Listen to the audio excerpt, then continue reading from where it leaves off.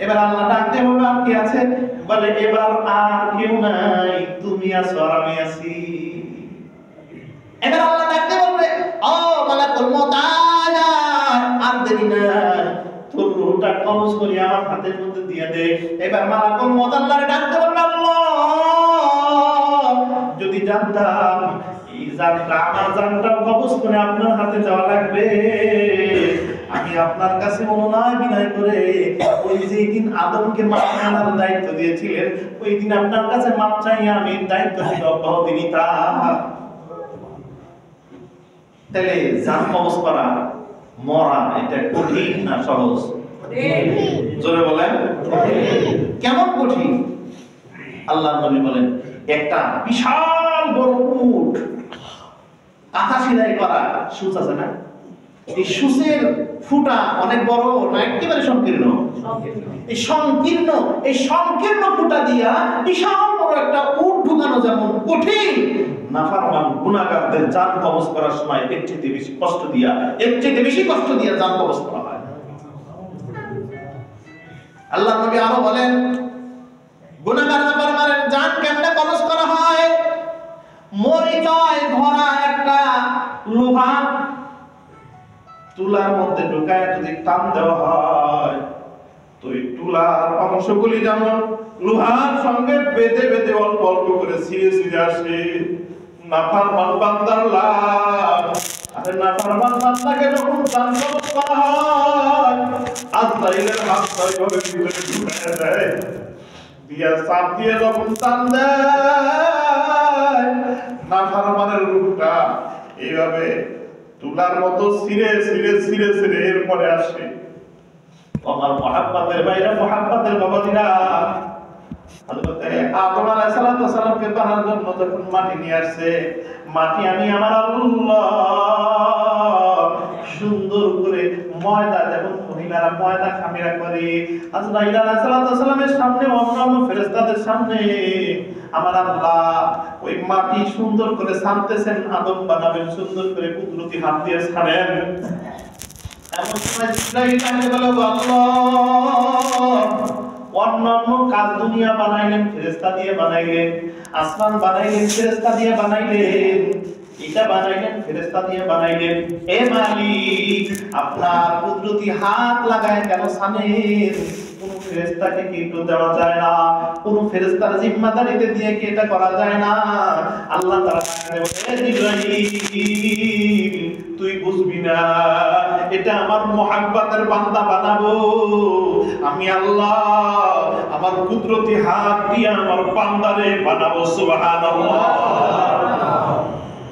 ও আমার মুহাব্বতের ভাইরা মুহাব্বতের বাবাজিরা, আমার আল্লাহ পাক রব্বুল আলামিন যখন মানুষ বানাইতেছিলেন, আদম আলাইহিস সালামকে যখন বানাইতেছিলেন এত সুন্দর করে বানায়, ডাক দিয়ে বলতেছে এ আল্লাহ কেন এত সুন্দর করে বানান?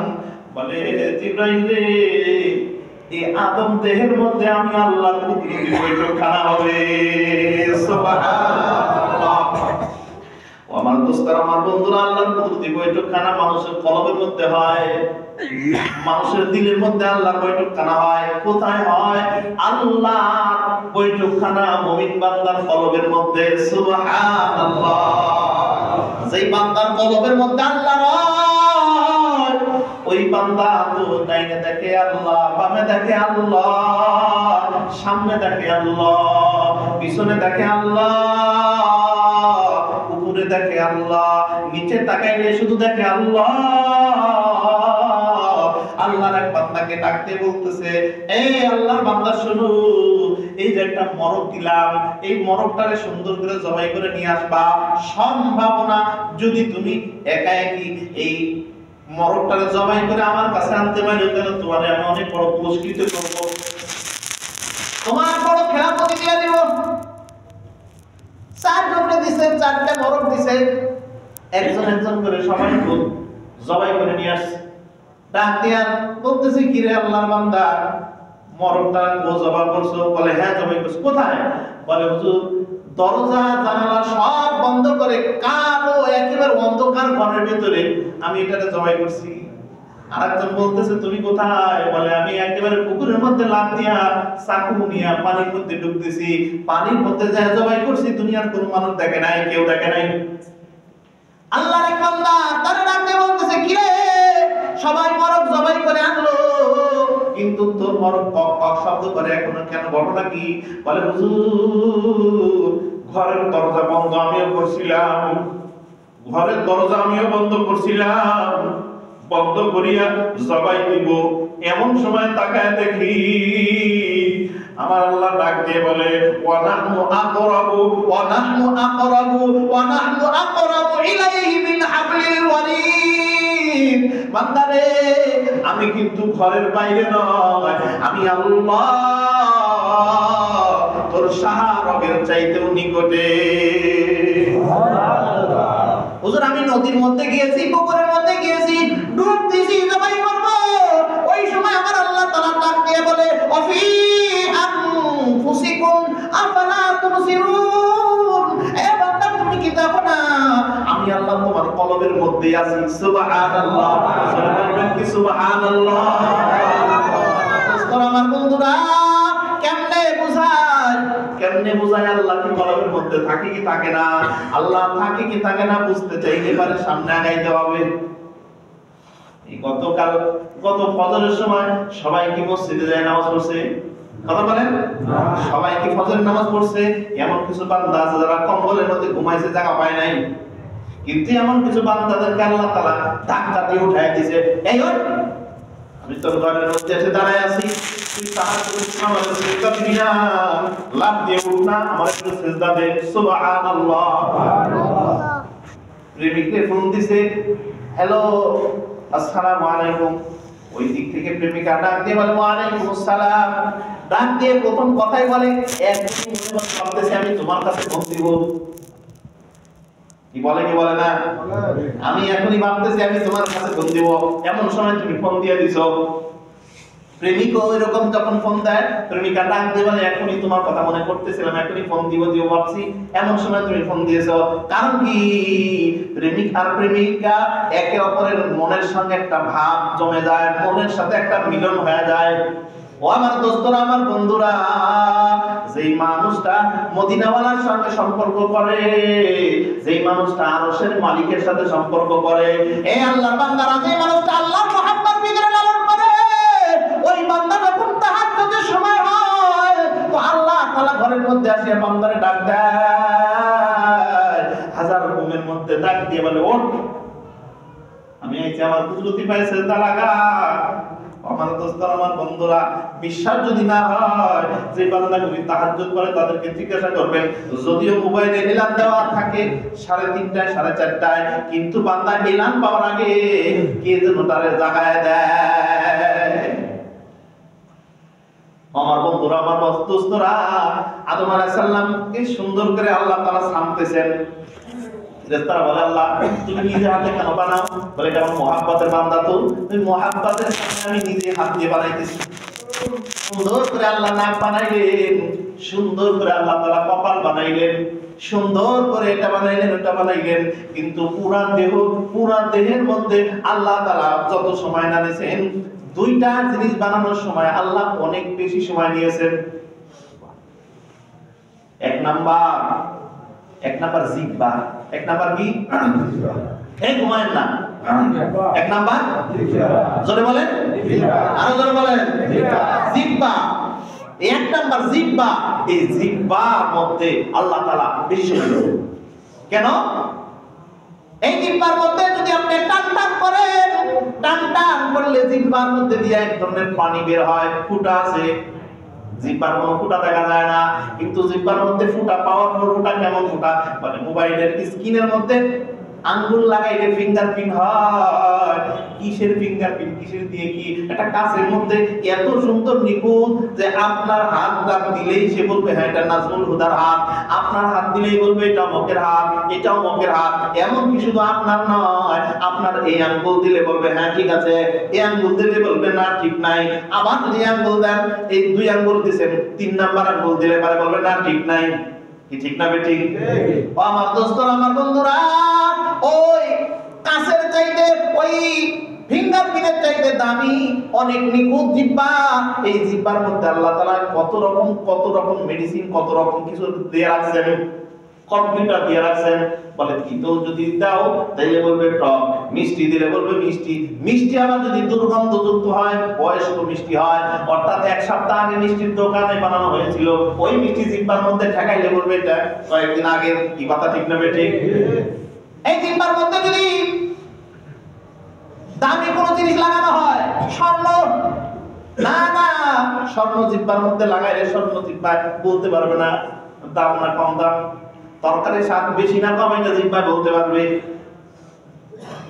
জিহ্বার মধ্যে এত মায়া, এত কিছু রাখছে। এই জিহ্বা নাড়া দিয়ে দিয়ে আমি কথা বলতেছি, আপনারা শুনতেছেন।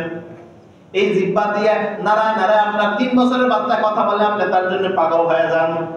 এই জিহ্বা নাড়া নাড়ায় কথা বলে তো স্বামীর জন্য স্ত্রী পাগল হয়। এই জিহ্বা নাড়ায় নাড়ায় কথা বলে তো স্বামী স্ত্রীর গাল যাইতে একটা ঘুষি দিয়ে দেয়। কিসের কারণে? জিহ্বার নাড়ানোর কারণে। বাপ সন্তান সুন্দর কথা বলতেছে, এমন সময় সন্তান এমন একটা আখাস্তা কথা বলছে, সন্তানের একেবারে সল পাশে একটা মার দিয়ে দিছে। কেন? বলে জিহ্বার নাড়ানোরে। আমার আল্লাহ তাআলা ডাক দিয়ে বলে, বান্দা জিহ্বার নাড়ানোরে যেমন তোর মা খুশি হয়, জিহ্বা দিয়ে সুন্দর কথা বললে যেমন তোমার বন্ধু খুশি হয়, এ বান্দা জিহ্বা দিয়ে যদি আমি আল্লাহরে ডাকো, আমি আল্লাহ দিল খুশি হয়ে যায়। এই জিহ্বা বানানোর সময় আমি আল্লাহ সময় নিয়েছি, আর একটা জিনিস বানানোর সময় আমি সময় নিয়েছি। 3.5 হাত বডির ভিতরে অনেক কিছু আছে। আল্লাহ রাসূল সাল্লাল্লাহু আলাইহি সাল্লাম বলেন, আলা ইন্না ফিল জাসাদি লামুদগা ইদা সালুহাত সালুহাল জাসাদু কুল্লুহু ওয়া ইদা ফাসাদাত ফাসাদাল জাসাদু কুল্লুহু আলা ওয়া হিয়াল কলব। আল্লাহ নবী বলেন, ও আমার উম্মতরা শোনো, 3.5 হাত বডির ভিতরে অনেক কিছু আছে। তো গোশত আছে, এক টুকরা গোশত আছে। প্রত্যেকটা মানুষের দিলের ভিতরে, প্রত্যেকটা মানুষের দেহের ভিতরে একটা টুকরা আছে, গোশতের টুকরা। যেই গোশতের টুকরা যদি ভালো হয়, পুরা মানুষটা ভালো হয়ে যায়। আর ওই গোশতের টুকরা যদি খারাপ হয়, পুরা মানুষটা খারাপ হয়ে যায়। আল্লাহ তাআলা বলে, বান্দা ওই গোশতের টুকরা যার নাম আল্লাহ বলেন কলব, নাম কি বলেন? কলব। এই কলবের মধ্যে আমি আল্লাহ থাকি। আমি আল্লাহর ওই কলবের বৈঠকখানা, আমার ওই কলব বানানোর সময় আমি আল্লাহ একটু লম্বা টাইম নিয়েছি। এই কলবটা কি? এই কলব একটা সাদা কাপড় দিয়ে পেঁচানোর মতো, সাদা সাদা, একেবারে সাদা। কেমন সাদা? আল্লাহ রাসূল বলেন, কোন বান্দা যদি চোখ দিয়ে একটা গুনাহ করে তো কলবের মধ্যে যায় আক্রমণ হয়। কোন বান্দা যদি মিথ্যা কথা বলে তো কলবের মধ্যে যে একটা দাগ পড়ে। কোন বান্দা যদি নাফরমানি করে, হাত দিয়ে কারো মার দেয়, তো ওই মারের দাগটা যায় কলবের মধ্যে যায়, কালো হয়ে যায়। আল্লাহ রাসূল বলেন, যতবার গুনাহ করে ততবার কলবের মধ্যে দাগ পড়ে, কালো দাগ। আর এই কালো দাগ পড়লে ওই কলবে আমার মাওলা থাকে না, ওই কলবে তখন শয়তান জায়গা নেয়। আর যে বান্দা আল্লাহকে কলবের মধ্যে রাখতে চায়, ও বান্দা তওবা দিয়া, জিকির দিয়া দিলটারে সাফ বানায় লয়। সুবহানাল্লাহ। আর হুজুরে বলেন সুবহানাল্লাহ। আল্লাহ দয়া করে, মায়া করে, মোহাব্বত করে বানাইছেন আদম রে। কারে বানাইছেন? আদম রে বানাইছেন। আদম রে বানাইয়া আল্লাহ বলে, পুরা দেহের ভিতরে আমি একটা জায়গা রাখলাম, যেই জায়গার নাম কলব। ওই কলবের মধ্যে আমি আল্লাহ থাকবো। ওই কলবের মধ্যে আর কারো রাখা যাবে না। ওই কলবের ভিতরে দুনিয়ার মায়া রাখা যাবে না। ওই কলবের ভিতরে মায়ের মায়া রাখা যাবে না। ওই কলবের ভিতরে দাদার মায়া রাখা যাবে না। ওই কলবের ভিতরে সন্তানের মায়া রাখা যাবে না। ওই কলবের ভিতরে একমাত্র আমি আল্লাহর মায়া ছাড়া আর কোনো মায়া রাখা যাবে না। যদি কোনো বান্দা আমি আল্লাহর মায়া কলবের ভিতরে রাখে, তো ওই বান্দার কলবের ভিতরে আমি আল্লাহ কুদরতি ভাবে বসিয়া যাই। আমার কলবের মধ্যে আল্লাহকে বসাইতে রাজি আছি তো ইনশাআল্লাহ। এক নাম্বার কাজ হলো কলবটাকে পরিষ্কার রাখতে হবে। কি রাখতে হবে? কলব পরিষ্কার থাকলে আল্লাহ কলবের মধ্যে প্রবেশ করবে। কলব পরিষ্কার থাকবে না তো ওই কলবের ভিতরে আল্লাহ যাবে না। কলব পরিষ্কার হয় কিসে? জিকিরের মাধ্যমে। কিসের মাধ্যমে? জিকিরের মাধ্যমে, তওবার মাধ্যমে। আর কলব ময়লা হয় কিসের মাধ্যমে? গুনাহর মাধ্যমে। আজ থেকে নিয়ত করা যাবে যে জবান দিয়ে গীবত শেখায় মিথ্যা কথা এগুলো বলবো না ইনশাআল্লাহ আমি বলবো না। কে কে আছেন? আল্লাহু আকবার, আল্লাহু আকবার। আল্লাহ আল্লাহ কবুল করুক, আমিন বলেন। আমরা জবান দিয়া গুনাহ করব না, হাত দিয়া গুনাহ করব না, নাফরমানি করব না। আল্লাহ তাআলা আমাদের সকলকে গুনাহ মুক্ত জিন্দেগি, গুনাহ মুক্ত কলব হাসিল করার তৌফিক দান করুন, আমিন। ওয়া আখিরু দাওয়ানা আলহামদুলিল্লাহি রাব্বিল আলামিন। সুন্নাত নামাজের বাকি আছে পড়েন। আল্লাহু আকবার।